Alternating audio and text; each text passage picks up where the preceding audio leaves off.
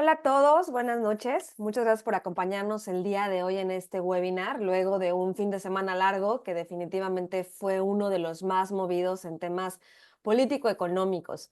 Para analizar justo lo que sucedió durante el fin de semana, también el futuro de la relación comercial y las oportunidades de inversión que podemos encontrar bajo esta coyuntura, hoy me acompaña Enrique Perret, director de la US Mexico Foundation. Ya lo conocen todos ustedes, me ha acompañado en varios webinars.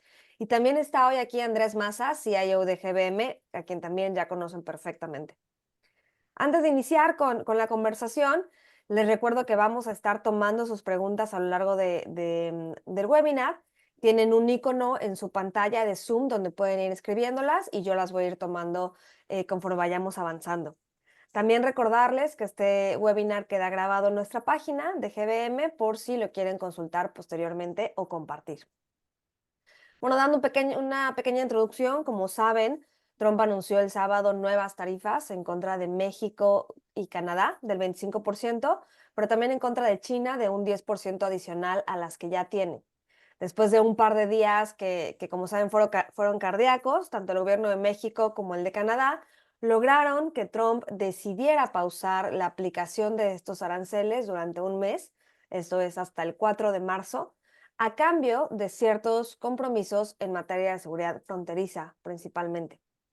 Enrique, me gustaría empezar contigo y que nos compartieras sobre todo cuál es tu opinión sobre este acuerdo alcanzado entre México y Estados Unidos. ¿Crees que podríamos esperar la implementación de tarifas en marzo? ¿Vamos a volver a tener esta volatilidad los primeros días de marzo cuando se acabe esta pausa? ¿Qué opinas? Buenísimo, Miriam, y qué gusto saludarte también, Andrés, y bueno, pues a toda la gente conectada, un saludo. A ver, yo empezaría por un pasito atrás, Miriam. Digamos, estamos frente a yo le llamo como dos canales de negociación paralelos, ¿no? Está el canal informal, que es al presidente Donald Trump, que sale un día sí y un día no, diciendo voy a poner aranceles aquí y allá, y a veces a productos en general, a veces a industrias en particular.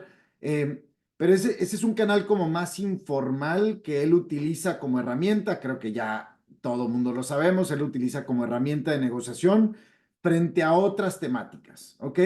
Puede ser seguridad, puede ser migración, puede ser con otros países temas de medio ambiente, como el caso de la Unión Europea, puede ser con China un tema más en materia de semiconductores o para que China no haga un movimiento frente a Taiwán, pero ese canal creo que Donald Trump lo tiene bastante bien aceitado, ya tiene algunos ejemplos como el caso de Colombia o Panamá, en los casos que le ha funcionado muy bien y ya sabe cómo utilizar ese canal, llamémoslo informal, ¿ok?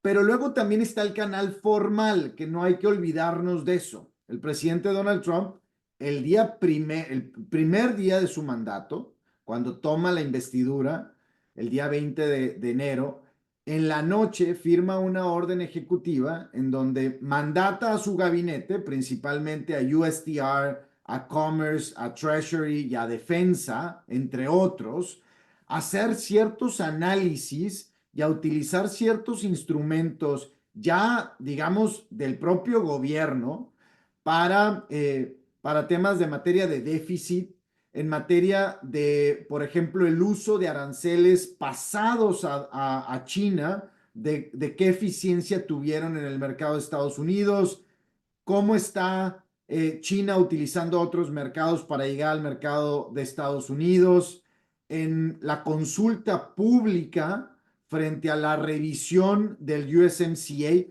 Entonces, ese es un canal mucho más formal, ¿no? Mucho más institucional, pero que puede llegar a conclusiones que también afectan la relación trilateral, el USMCA o una posible revisión, renegociación, etcétera. Entonces, siempre hay que tener presente esos dos canales. ¿Qué quisiéramos nosotros? Obviamente que todo se diera en el canal formal, ¿no? Está bien, se va a hacer la consulta pública, se va a analizar qué tan bueno fue para los Estados Unidos el USMCA, como también se debe hacer en México. En México también tenemos que analizar qué salió bien de la negociación del TEMEC, llamémosla en México, como Canadá también tiene que hacer su consulta pública. Ese es un proceso institucional. Lo que pasa es que traemos esta carga, digamos, del proceso informal, que fue lo que vimos. Ahora, dentro de ese proceso informal, tú me preguntas, ¿cómo lo viste?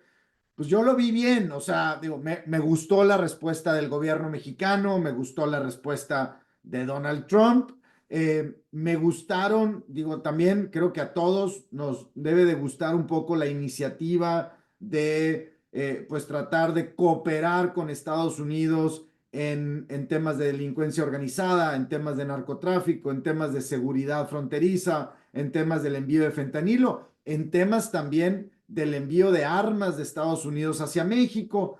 O sea, me gusta ese, digamos, ánimo de colaboración en materia de seguridad. Y bueno, pues en esta ocasión la herramienta fueron los aranceles, ¿no?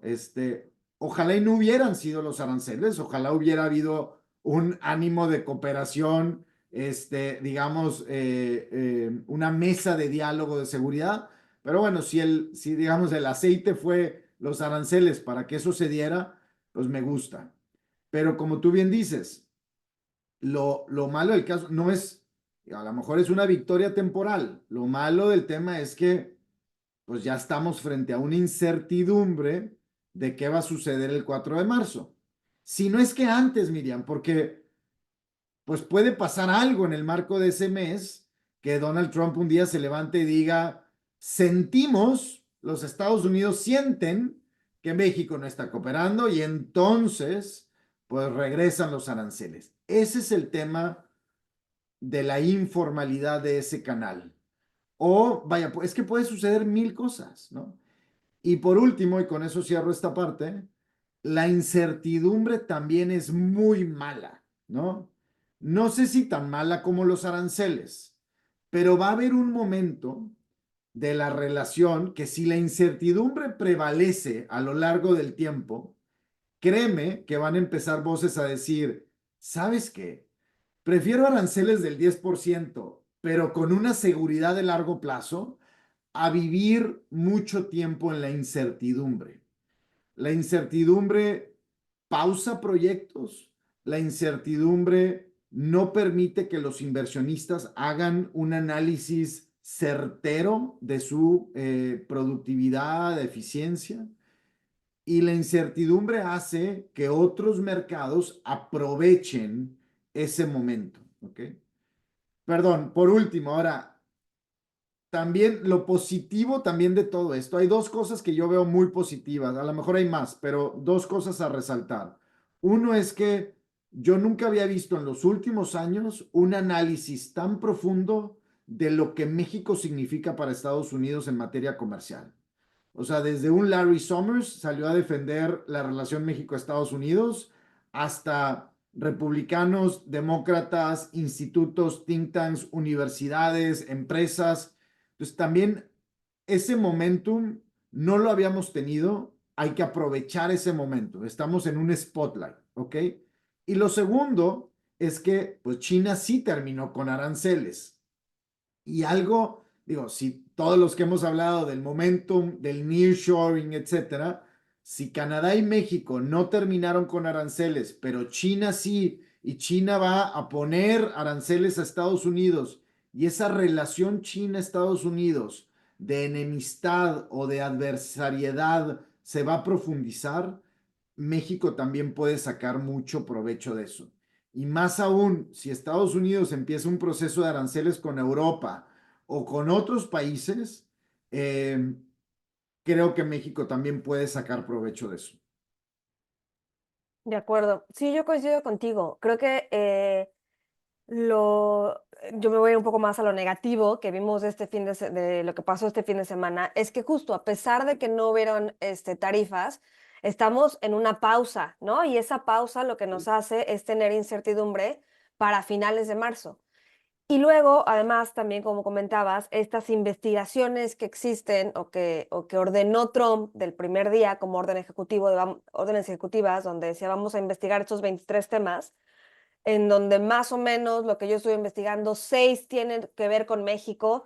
El tema de China tiene que ver con México, el tema del déficit tiene que ver con México, el tema de Consulta pública, recomendar el papel de sí, Trump en los tratados y demás. Esas investigaciones, como bien mencionabas, tienen fecha para abril, ¿no? Entonces, sí, estamos ante un escenario de 2 próximas fechas fatales, ¿no? O sea, principios de marzo y principios de abril, ¿no? Entonces, a lo mejor, justo como mencionabas, creo que la parte negativa de este fin de semana es, nos dimos cuenta que Trump está dispuesto, o pareciera que está dispuesto, a asumir ciertos riesgos económicos para lograr sus objetivos políticos, ¿no? Y a esto iba mi pregunta, o sea, relacionado a lo que mencionas, durante el fin de semana, entre que ponía aranceles y los pausaba, salieron infinidad, como bien mencionabas, de cámaras, el propio Congreso, empresas, con cartas, en entrevistas y demás, mencionando los efectos negativos que pudieran tener las tarifas. Ojo, todos estos de Estados Unidos, ¿no? A ver, también de México, pero sobre todo de Estados Unidos. Entonces, mi siguiente pregunta era, ¿qué crees tú que de verdad le interesa a Trump? O sea, es claro que políticamente no te favorece el tener una alta inflación, lo vimos con Biden, ¿no?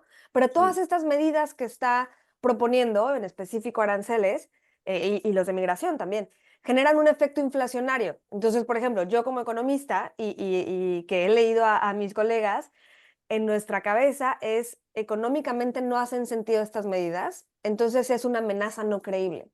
Sin Sí. embargo, después, como bien mencionabas, vemos al Trump que sale a decir, pues créanme porque las voy a poner, ¿no? O sea, desde tu punto de vista, ¿qué es lo que verdaderamente le interesa a Trump?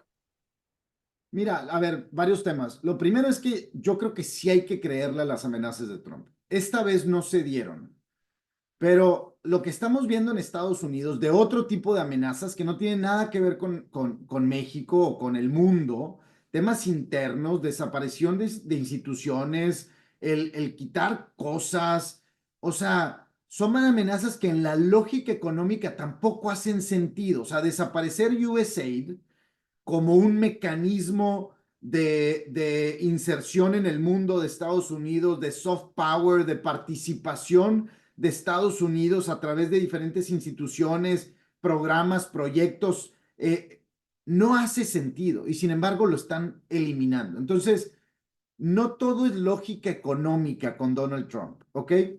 El otro tema es, Ian Bremmer de Eurasia decía, mira, Donald Trump no necesariamente es un líder, sino es un winner, ¿no?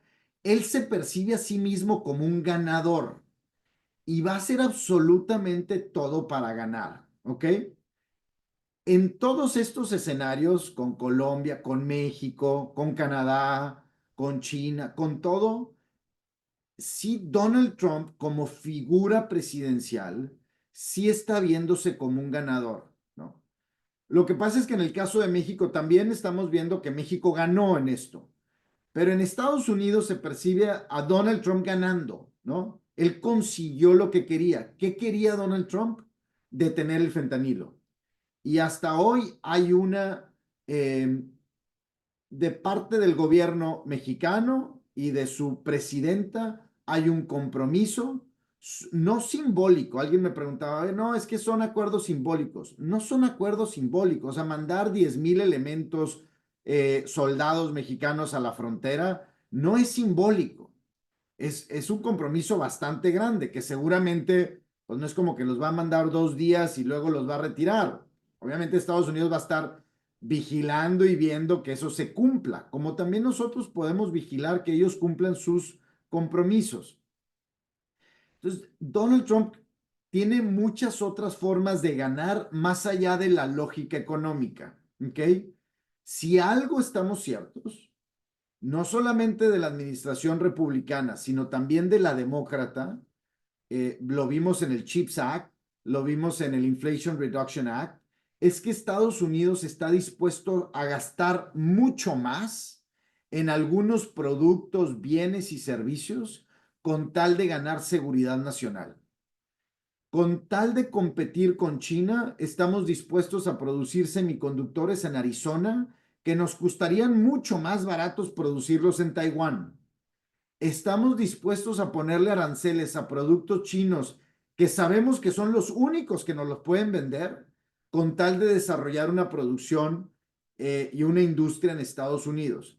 Estamos dispuestos, y lo dijo Donald Trump este fin de semana, no importa que nos vaya a doler en el corto plazo, estamos dispuestos a sufrir ese pain con tal de tener, con tal, y este tema es bien importante, con tal de que el mundo sea justo con Estados Unidos.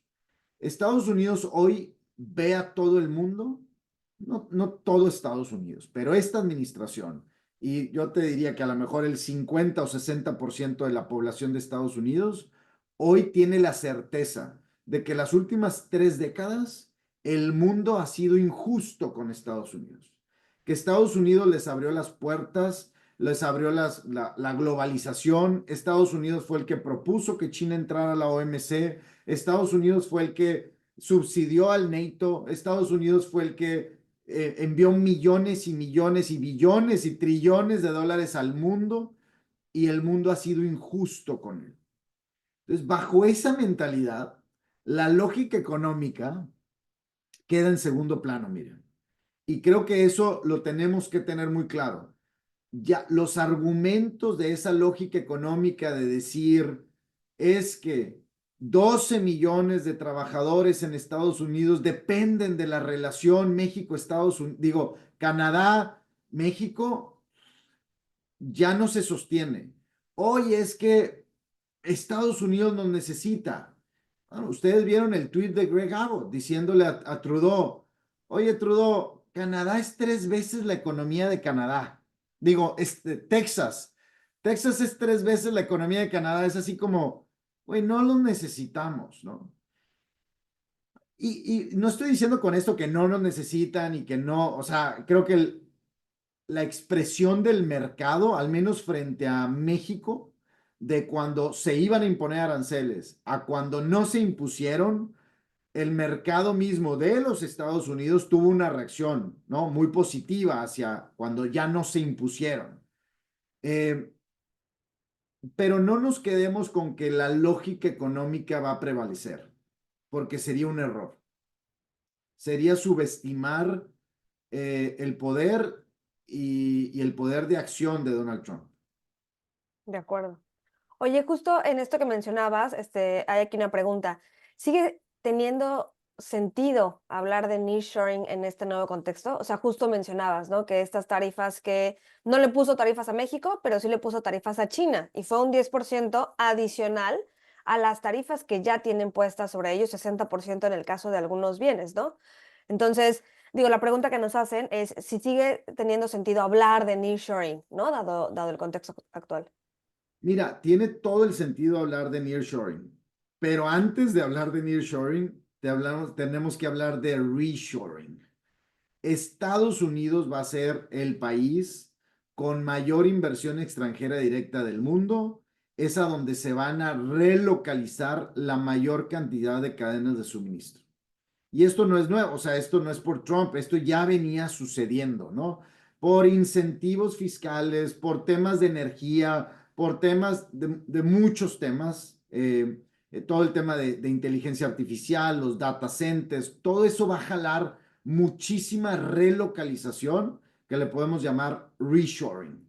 Pero el reshoring va a salpicar mucho y va a crear un efecto de nearshoring. Ese reshoring, supongamos que una nueva planta de vehículos BMW, de vehículos europeos que antes se mandaba de Europa a Estados Unidos con un arancel de 2.5%. Donald Trump les dice no más, lo vamos a igualar al 10% que Europa tiene a los autos americanos. Entonces una planta de BMW decide irse a Texas o a North Carolina o a Washington State. Esa nueva planta de relocalización en Estados Unidos va a necesitar cadenas de suministro en Norteamérica. Y ese es el efecto de nearshoring para México. Yo más que nearshoring, pero eso es algo más de la US Mexico Foundation. Nosotros creemos mucho más en este concepto de ally shoring. Estados Unidos sí va a hacer un cherry picking de con qué aliados va a querer trabajar sus cadenas de suministro y van a ser aquellos aliados con los que más está cooperando en otros factores, principalmente en materia de seguridad. Por eso yo también veo muy bueno el que de una vez por todos hoy se genere una mesa de diálogo en materia de seguridad. Si tenemos confianza en la relación México-Estados Unidos en seguridad, lo demás va a llegar por añadidura, digamos. Porque el tema principal, la regla del juego hoy es national security, ¿no? Y lo ves en estas 23 documentos o assessments o análisis que encarga Donald Trump. En la mayoría de ellos, Miriam, participa la Secretaría de la Defensa, que a lo mejor anteriormente no hacía sentido, ¿no? O sea, anteriormente el encargado era USTR y Comercio, probablemente Tesoro por algunos temas, lavado de dinero, el mundo financiero, etcétera. Pero el que la Secretaría de Defensa esté participando hoy en todos estos análisis de déficit, de China, de acuerdos comerciales, es porque hay un tema de seguridad nacional embebido muy grande. Oye, ¿y tu perspectiva sobre la revisión del tratado? Digo, sabemos que justo una de las órdenes ejecutivas que firmó Donald Trump es analizar el tratado y la revisión que se viene para darle recomendaciones a Donald Trump. Sabemos que en julio de 2026 se tienen que juntar las tres partes para decidir si renuevan o no el tratado. Si deciden renovarlo, entonces el tratado se extiende Sí, de la actual fecha, que es 2036 a sí, 2048, si no me equivoco, con revisiones sexenales, pero sí, si deciden no renovarlo, entonces se mantiene la vigencia actual, que es 2036, y nos vamos a revisiones anuales, ¿no? Eh, a mí me preguntan mucho si Trump pudiera tomar esta opción para entonces juntarse con los tres países, con México y con Canadá, cada año y pues pedirles un avance en lo que les ha solicitado. Y si ese fuera el caso, pues entonces tendríamos una incertidumbre continua durante el mandato de Trump, ¿no? ¿Cuál es tu sí. view en este sentido? ¿Qué has escuchado al respecto? A ver, tomando en consideración un poco el pasado de la negociación del USMCA con la administración Trump y cómo el propio presidente Donald Trump salió a decir que era el mejor tratado del mundo y que era el ejemplo de los tratados para otros tratados en el mundo, etcétera, me parece que él sí va a buscar y su administración va a buscar el tener algo firme, ¿no? O sea, no irse año por año, sino el tener un documento firmado y otra vez volviendo al tema de que Donald Trump es un winner, salir a decir nuevamente, este es el mejor tratado del mundo. Esa es mi percepción. Ahora, dicho eso, también creo que más que una revisión, sí va a ser una renegociación, por lo que hemos visto. O sea, sí creo que Donald Trump y su equipo, por las consultas públicas que van a hacer, etcétera, sí creo, y esto lo digo yo, Enrique Perret, sí creo que sí le quieran hacer algunos cambios o adiciones, ¿no? O sea, la verdad es que también lo que decíamos es del 94 al 2018 o 2019 cambió el mundo por completo. Bueno, los últimos 6 años también podríamos decir que el mundo también cambió por completo, ¿no? O sea, dio un giro enorme por la pandemia, dio un giro enorme por las nuevas tecnologías, está dando un giro enorme por nuevas inversiones en inteligencia artificial, en redes sociales, en uso de propiedad intelectual, etcétera, etcétera. Entonces también haría sentido, y las propias cadenas de suministro, ¿no? También haría sentido que Donald Trump dijera, vamos a abrirlo y vamos a renegociar. A lo mejor algunos capítulos en particular, ¿no? El tema energético, el tema del sector automotriz, que es un sector que me parece que es sumamente relevante en la relación trilateral. pues estamos en 75% de reglas de origen. A lo mejor Donald Trump dice, oigan, pues llevémoslo a 80 de una vez. O sea, yo sí lo veo más por eso y tampoco creo que nos deba de preocupar el que sea una renegociación. Ya estamos en una renegociación, estamos negociando todo el día con ellos. Entonces, pues yo creo que México también puede ganar mucho, ¿no?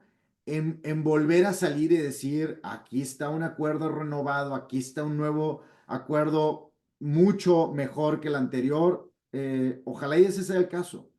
Y además eso te va a dar mucho más certidumbre, Miriam, que tener una revisión, este, pues año por año, ¿no? Completamente de acuerdo. Hay aquí una pregunta como más económica que voy a contestar. ¿Cuál es el peor escenario que podemos tener en los próximos meses en materia económica y si es posible que se acentúe una recesión en México?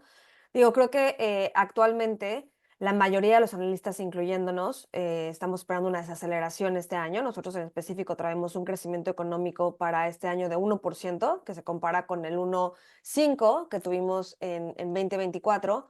Obviamente, la coyuntura actual lo que nos hace pensar es que la incertidumbre puede prevalecer por mayor tiempo, lo cual puede afectar inversiones privadas.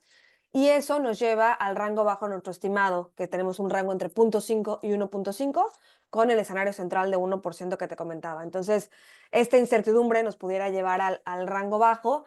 E incluso si viéramos tarifas por parte de Trump temporales, que quiere decir que durarán semanas o incluso nada más un par de meses, no vemos un crecimiento más bajo de este 0,5, ¿no? Sin embargo, obviamente ahorita estamos en un escenario muy incierto, en el cual si los aranceles duraran más tiempo, obviamente tendríamos un impacto mucho mayor, ¿no? Entonces, por lo pronto, bajo el escenario base de que no hay tarifas o de que si hay tarifas duran poco, no vemos una recesión, pero definitivamente sí una desaceleración, ¿no?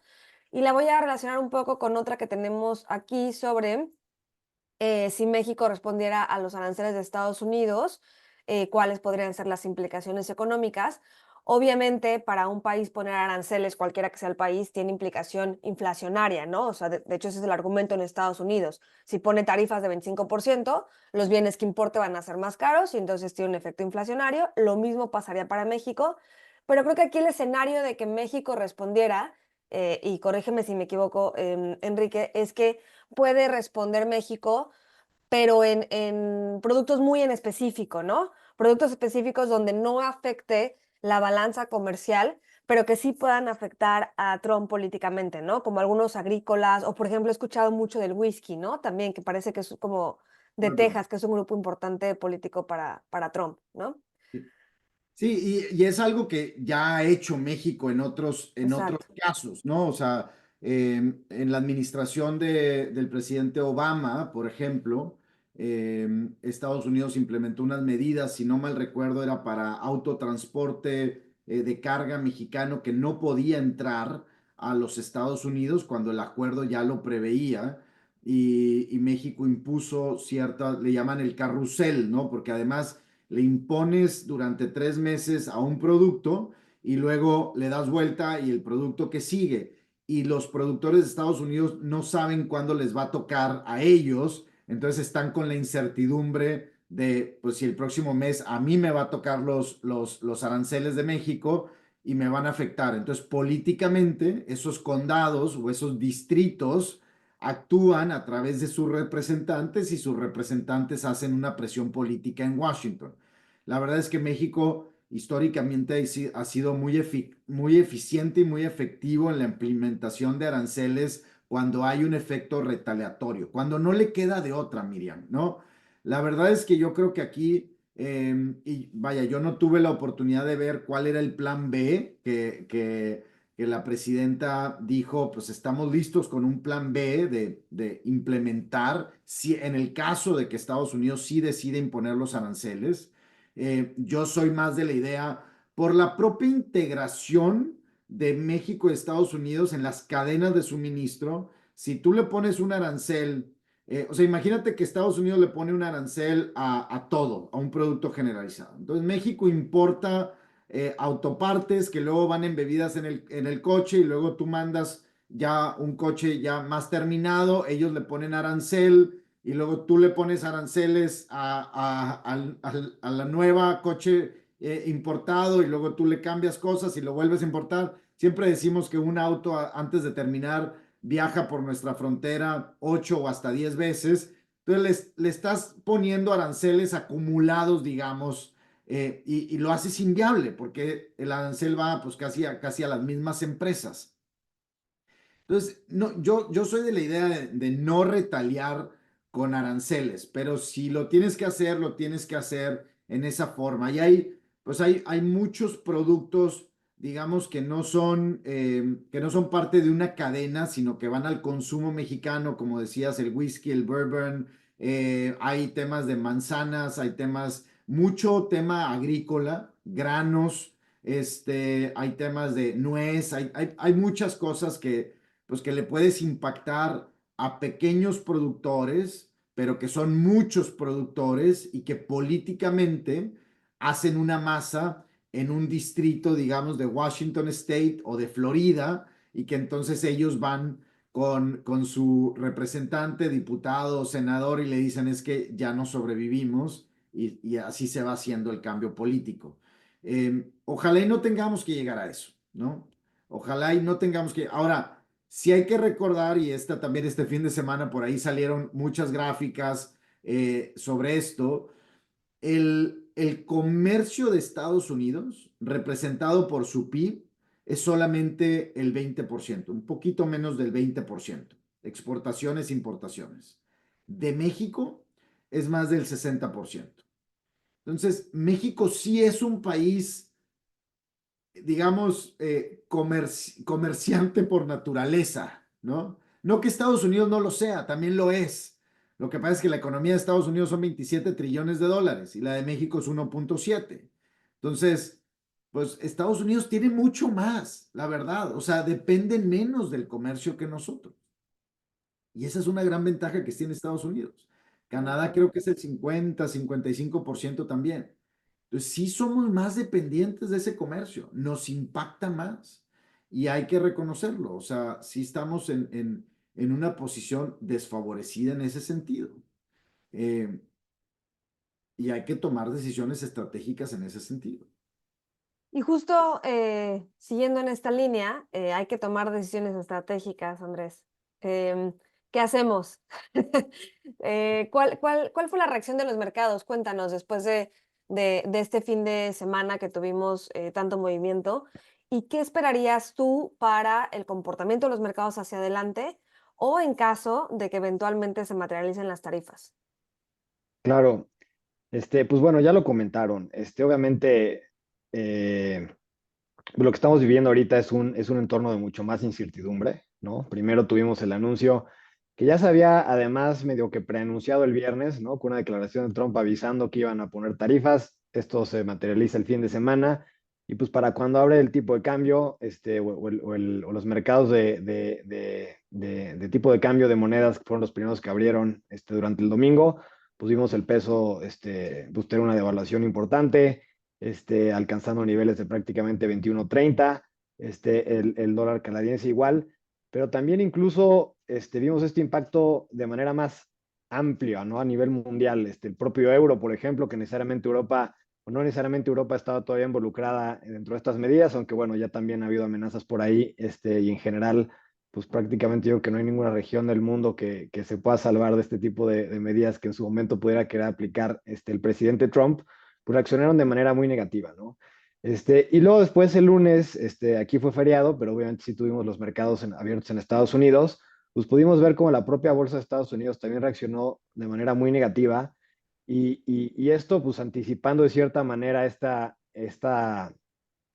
o reaccionando, ¿no? A esto que ya discutían ustedes, pero que es, pues desde el punto de vista racional, obviamente no hace sentido como una decisión económica y es o serían medidas en las que prácticamente pues no hay ningún ganador, ¿no? Obviamente un efecto prolongado de aranceles sobre las exportaciones mexicanas hacia Estados Unidos en el largo plazo pues serían muy nocivos para la economía de México, para todo el sector manufacturero y exportador que tenemos, que es relevante.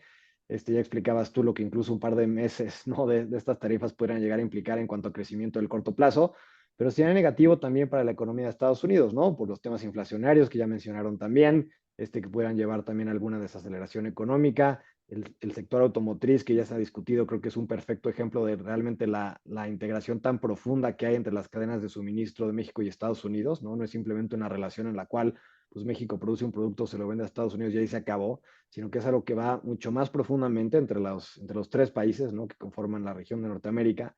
Y por lo mismo, obviamente, tendría afectaciones pues en prácticamente todos los sectores, ¿no? Entonces, hacia adelante creo que pues hay distintos escenarios, ¿no? Uno es pues que de alguna manera esta tregua, ¿no? Por llamarle de alguna manera, que se logró negociar rápidamente y que pues pateó, ¿no? Un mes al menos el inicio de estos aranceles, se pueda extender por más tiempo y quizás las conversaciones retomen ya más en línea con la renegociación del TEMEC, como ya mencionaban, en un proceso un poco más ordenado. Yo creo que eso sería lo más favorable para los mercados. Todo el mundo trae pues desde antes que se dieran las elecciones y se veía Trump como un candidato fuerte, todo el mundo traía el tema de comercio como un riesgo relevante, obviamente, para los mercados hacia adelante, por lo que no necesariamente es novedad para los participantes del mercado, para los inversionistas, en la medida en que evolucione por un proceso ordenado, ¿no?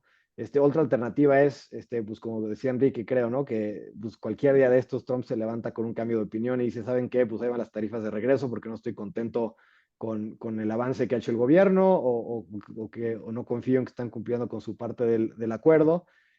Pero algo que podría ser muy negativo es este escenario de prolongada incertidumbre, donde no nada más tiene un impacto negativo, obviamente en el punto de vista de la economía real, digamos, con las inversiones pausándose, con todas estas cosas que implicaría que ya mencionaron, sino que también pues para los mercados puede ser el escenario más complicado, ¿no? Hay un dicho, ¿no? Que dice que los mercados lo que más aborrecen es la incertidumbre, y es decir, incluso un escenario negativo, si sabemos cuál es, pues es fácil ponerle un precio, ¿no? Y decir, a ver, pues descontando esto, yo creo que el impacto sobre esta empresa va a ser tal, y por lo mismo el precio debe ser esto, y los inversionistas toman sus previsiones, ¿no? Pero cuando no sabes qué es lo que va a venir, si van a venir aranceles mañana o en un año, o de cuánto, o por cuánto tiempo, pues eso se vuelve mucho más difícil y eso implica pues que acaba habiendo siempre mucho más volatilidad, ¿no? Entonces, lo que creo hacia adelante, al menos en el corto plazo, es que obviamente podemos decir que ya de alguna manera libramos esta primera pues embestida, ¿no? En esta negociación o en esta batalla por repensar un poco la relación comercial entre Estados Unidos y México, o bueno, más ampliamente Norteamérica, hacia adelante, pero obviamente el mercado va a estar muy atento y siguiendo muy de cerca a cómo va evolucionando esto y probablemente reaccionando de manera relevante a cualquier movimiento, ¿no? Desafortunadamente, si bien, como decía, probablemente parte de la incertidumbre o del hecho de que viniera o que iba a venir una renegociación en temas de comercio ya estaba en los precios, y creo que incluso por eso, o sea, eso se nota incluso por el hecho de que también la reacción en el tipo de cambio pues tampoco fue tan elevada, ¿no? Es decir, sí hubo una devaluación, pero no algo que descontara, por ejemplo, un impacto tan fuerte en la economía de estos aranceles, realmente siendo, digamos, que la nueva ley, ¿no? Para la relación comercial entre México y Estados Unidos, y quizá dejando abierta la posibilidad de que, pues, esto es una negociación que se va a ir dando y que obviamente podemos terminar en una mejor situación, ¿no? Pero bueno, al menos parecería que hacia adelante la incertidumbre aumenta un poco, y esperemos, lo ideal sería, como ya decían ustedes, pues que esto se vaya resolviendo en la mayor velocidad posible para que el impacto en la economía no sea tan relevante y para que los mercados también puedan seguir, digamos, que con su funcionamiento normal, ¿no? De acuerdo. Y también en específico en el tipo de cambio, creo que también algo que pasaba es que en el momento en que ganó Trump o desde que tuvimos las elecciones en México, el tipo de cambio ponderó parte del riesgo desde la segunda mitad del año pasado, ¿no? Entonces, ganó Trump, empezó a amenazar con tarifas y entonces ahí fue cuando algunos activos, como el tipo de cambio, ya empezaban a incorporar ese riesgo y al momento de que se efectúa es posiblemente algo que ya traían descontado, ¿no? Nos preguntan mucho nuestro estimado de tipo de cambio. Nosotros traemos estimado de tipo de cambio para fin de año de 2050, pero bajo un escenario de estabilidad en la relación comercial. Obviamente, si hay implementación de aranceles, es muy complicado medir el efecto que puede tener el tipo de cambio. Hay que recordar que el tipo de cambio es un activo especulativo, ¿no? En gran parte, sí se basa su valor en balanza comercial, cuenta corriente y demás, pero al mismo tiempo, al ser una de las monedas más tradeadas en el mundo, es difícil estimar su valor final derivado de estos movimientos de tarifas, ¿no? Em, ya mencionabas, Andrés, algunos de los sectores o industrias que podrían verse más afectados, como por ejemplo el sector automotriz. ¿Algún otro en específico que tengas en mente? Claro, pues mira, hay diferentes sectores que pueden tener una afectación, algunos mayor, algunos menor. El automotriz creo que es un caso claro y puntual de pues, empresas que podrían sufrir de ambos lados de la frontera, ¿no? Las empresas mexicanas perdieron un poco de competitividad, que habrá que ver también cuál es el impacto final de esta pérdida de competitividad, justamente por esto que mencionabas, que es esta válvula, ¿no? Que de alguna manera va a regular eso, que es el tipo de cambio y que pues, se lleva moviendo ya desde los niveles que teníamos a mediados del año pasado de abajo de 17 pesos, después de las elecciones en México y las elecciones en Estados Unidos, pues ya de alguna manera se ha reajustado también mucho eso y pone a los exportadores mexicanos en una situación más cómoda que lo que teníamos, ¿no? Otro sector relevante puede ser, o que ha estado muy, digamos que creciendo muy fuerte, ha estado muy pujante, justamente de la mano de todos estos temas alrededor del nearshoring, de la integración de cadenas de suministro y de la entrada de nuevos productores a México para suministrar al mercado de Estados Unidos, es pues todas las propiedades industriales, ¿no? De bienes raíces industriales que están montándose en México, construyéndose en México para construir fábricas, centros de distribución, etcétera, y donde todavía vemos, la verdad, un sector muy pujante, ¿no? Donde la ocupación está a niveles muy altos, sigue habiendo demanda por este tipo de propiedades, incluso las rentas han venido al alza y hay espacio para que sigan varias de ellas de alguna manera repriciándose, pero bueno, obviamente una cadena de suministro menos integrada, una cadena productiva menos integrada en la región, implicaría pues también menos demanda para nuevos productores establecer sus operaciones en México y por lo mismo que siga este sector con el mismo dinamismo, ¿no? El consumo en México, aquí quizá un impacto más indirecto, pero bueno, estos temas los temas de aranceles, como ya decíamos, además de la inflación que pueden causar en Estados Unidos, pues también seguramente acabarían con una devaluación del tipo de cambio, que de por sí ya tenemos algo de camino recorrido ahí. El tema de la inflación, por varias otras razones, ha sido un reto relevante para no solo México y Estados Unidos, sino varias economías a nivel mundial. Pero bueno, tanto México como Estados Unidos llevamos pues ya con un periodo extendido de inflación elevada, recientemente ya niveles más cerca de los objetivos para ambos bancos centrales, pero todavía de lado un poco altito, y un tipo de cambio más devaluado podría implicar obviamente una nueva presión inflacionaria, pues por las importaciones que también tiene que hacer México, ahora a costos más elevados. Entonces, el sector del consumo, tanto por el lado de la demanda, digamos, con un menor dinamismo de la economía mexicana si se diera esta desaceleración, como por el lado de la oferta con precios un poco más elevados, podría verse pues en un entorno más complicado. Y más indirectamente también quizá el sector bancario, al final es un sector que va muy apalancado al ritmo de crecimiento económico. Si hay menor inversión, menores proyectos desarrollándose, también pues, podría haber menos oportunidades de crecimiento para ese sector. Entonces, digo, yo creo que en mayor o menor medida podemos destacar o determinar cuál va a ser el impacto para diferentes sectores en la economía. Sin embargo, desafortunadamente lo que rescataría es que al menos desde la perspectiva de México, pues no hay algún sector o no es claro ver algún sector particular que sería el gran ganador necesariamente por esto. Y del lado de Estados Unidos, pues igual, no puede haber pues ciertos sectores, ¿no? Ciertos pockets dentro de la economía de ciertas empresas más orientadas quizá a la economía interna de Estados Unidos, empresas que no dependen necesariamente de abastecerse desde el exterior, etcétera, que podrían sobrellevar esto mejor, pero tampoco se ve algo demasiado alentador en caso, de nuevo, obviamente, de que un escenario negativo se materializara, que no necesariamente es lo que va a suceder y lo que anticipamos, ¿no? Obviamente está la posibilidad, como ya platicaron muy bien, de que estas negociaciones pues sigan dándose, lleven o acaben llevándose a buen puerto, y pues México, similar a lo que sucedió la ocasión pasada cuando el TLC se renegoció para convertirse en el TEMEC, había mucha de esa misma incertidumbre, no sabíamos qué iba a suceder, pero pues acabamos justamente con un nuevo acuerdo más robusto en ciertos rubros y además pues con la certidumbre de que al ser un acuerdo nuevo negociado por las administraciones del momento, pues claramente iba a estar vigente hacia adelante, ¿no? Y quitábamos de alguna manera esa incertidumbre del camino, ¿no? Algo igual puede acabar dándose aquí. El tema es, pues, en cuánto tiempo, ¿no? De acuerdo. Oye, ¿y qué oportunidades entonces podrían aprovechar los inversionistas en este contexto? Pues mira, yo creo que tomando en cuenta pues que obviamente un inversionista tiene acceso a diferentes instrumentos en diferentes regiones y que puede echar mano de todos ellos.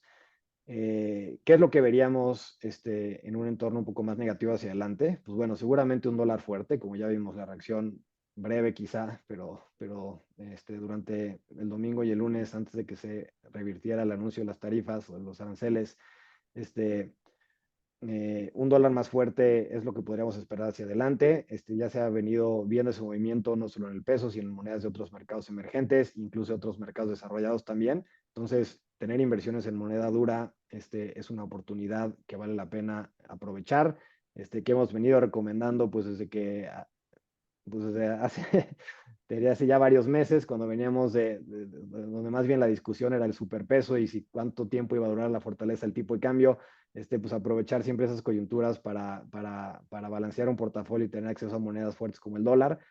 Creemos que eso es algo que puede seguir haciendo sentido para los inversionistas hacia adelante.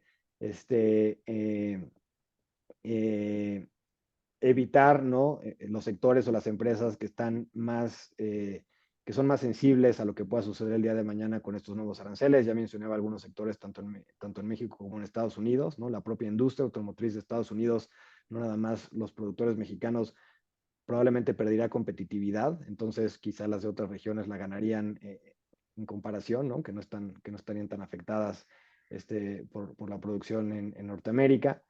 El enfocarse en empresas o al invertir en la bolsa de Estados Unidos, en empresas más enfocadas, como decía, en el mercado local o que no dependen de suministrarse de otros países donde van a tener la sensibilidad de estos nuevos aranceles, sino que más bien quizá ahora se pueden volver más competitivas porque no tienen que incurrir esos nuevos costos cuando sus competidores o cuando algunos otros sectores del mercado sí lo tienen que hacer. O pensar también pues, en otro tipo de clases de activos, ¿no? La deuda de corto plazo, en Estados Unidos las tasas siguen estando a niveles elevados, con mayores presiones inflacionarias hacia adelante, el ajuste, ¿no? En la política monetaria hacia adelante podría quizá también seguir un camino distinto, entonces poder refugiarse de alguna manera de la volatilidad de los mercados, de los activos de riesgo, aprovechando tasas elevadas en la deuda de corto plazo, ya sea deuda de gobierno o deuda corporativa de alta calidad, puede ser una alternativa interesante también. Y pues hasta tener un portafolio complementado con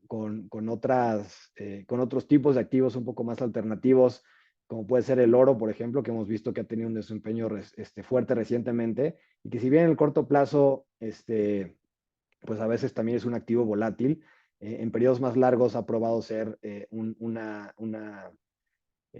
activo que ha sido eficiente, digamos, en ofrecer una protección contra la inflación, ¿no? En mantener el poder adquisitivo de quien invierte en él. Entonces, si el mercado sigue con estas dinámicas de incertidumbre y de nerviosismo hacia el impacto que todas estas medidas podrían tener, activos como ese que muchas veces son vistos pues como una especie de puerto seguro, podrían también seguir teniendo un buen desempeño hacia adelante, ¿no? Oye, y la pregunta del millón, ¿cómo podemos posicionar un portafolio de inversión en este contexto? Pues mira, yo creo que aprovechar un poco justo estas ideas que acabo de mencionar, ¿no? Lo que siempre recomendamos en GBM a nuestros clientes, a los inversionistas en general, y quienes ya me han escuchado en otros de estos webinars seguramente me han oído mencionarlo, pero pues es la diversificación, ¿no? Parece algo muy sencillo, pero al final de cuentas, por eso es algo tan recomendado al momento de invertir. La persona que llega a un momento, ¿no? Pensemos que se materializa el peor escenario, ¿no? Y de repente el día de mañana estamos con 25% de aranceles sobre todas las exportaciones de México hacia Estados Unidos, que son el 80% de las exportaciones de México, que aproximadamente son el 40% del PIB. Entonces, obviamente, impacto a la economía, impacto a la bolsa, a todas estas empresas que hemos mencionado. Si tú estás posicionado e invertido 100% en empresas mexicanas, pues te va a pegar por el lado del valor de la moneda, por la caída del mercado, por la caída del crecimiento económico, etcétera, ¿no? Si por otro lado tienes un portafolio diversificado a través de monedas, a través de industrias, a través de regiones, esto se va a volver algo obviamente mucho más llevadero y más en un entorno, de nuevo, de tanta incertidumbre. Como decía al principio, a veces la incertidumbre es peor porque cuando ya sabemos por dónde viene el riesgo, pues es más fácil posicionarte, estimar y decir, ¿sabes qué? Pues no quiero estar invertido acá o solo quiero estar invertido acá. Pero cuando no sabemos realmente dónde van a acabar cayendo un poco las fichas, ¿no? En el tablero, la diversificación acaba siendo una herramienta muy, muy útil para, pues, de alguna manera, no poner todos los huevos en la misma canasta y no salir mal parado ante un escenario negativo, ¿no? Buenísimo, Andrés. Pues ya estamos casi al final del tiempo. Hubieron varias preguntas muy relacionadas con lo que ya comentabas. Les agradezco mucho su tiempo, tanto a ti como a Enrique. Enrique, muchas gracias por acompañarnos hoy. Gracias a ustedes por el tiempo que nos dedicaron. Les recuerdo que esta conversación está grabada y que la puedo volver a escuchar. Muchas gracias por su tiempo. Gracias. Gracias.